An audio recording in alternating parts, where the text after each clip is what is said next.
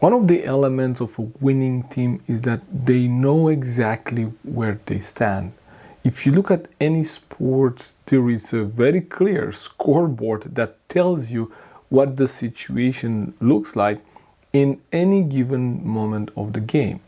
But with companies, that's not the case all the time. Sometimes we don't really check the scoreboard as often as we should, and most importantly, we don't really communicate that to our team so they know where they stand at any given moment.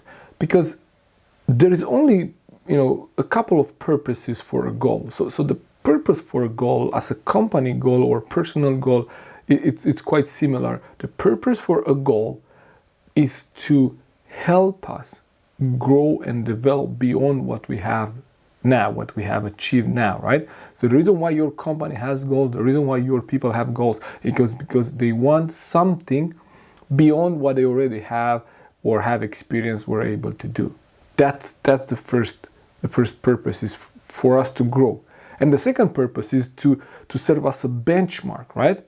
So when you set your goals, maybe you have a turnover goal or maybe a sales goal, I don't know what that is, but when you set your goal at the beginning of the year, you're going to use that goal as a benchmark. So anytime, like right now, you can go at your scoreboard and you could see what's your goal for the year and you could see where you are, and it allows you to measure the exact gap that there is between where you are and where you want to be. And when you know exactly where you are, this allows you and your team to be able to adjust and make decisions and assess next steps based on where you want to be. And so one of the ways you can engage and motivate your team after the summer break or wherever you feel they kind of lost sight of the goal is to help them, get back into the focus, right?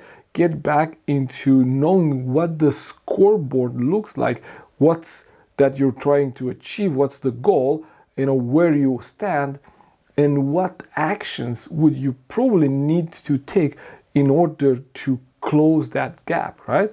And this creates a sense of urgency. That's why goals have a timeline, have a deadline.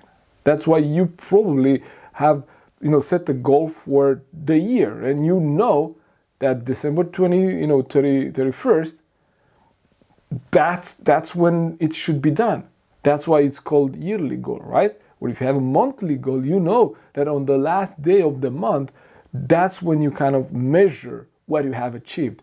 So one way for people to stay engaged, to stay in the game, is for them to know where we're standing, right? That's a sign of transparency, in the company, and that way, you gain trust as a leader, but also keep them focused, right? Because unless they know where they are, compared to where they should be, they don't know how to adjust. And this is true for you, this is true for me, this is true for everyone.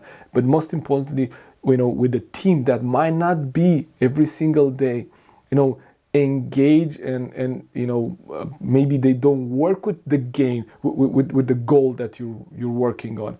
Maybe they are not informed every single day. They don't look at those charts. They don't look at those numbers. And so it's really important that we're able to kind of cascade that down, and being able to have the team, inform of what we're looking at, what's the challenge ahead of us this autumn. Now, as we're coming back from the summer break, what's the challenge? What do we need to achieve? What was the goal? What's the goal and where we are? And that way, it creates a sense of urgency so they can adjust. And absolutely, they'll be more motivated and engaged to work towards the goal, because they know what the challenge is.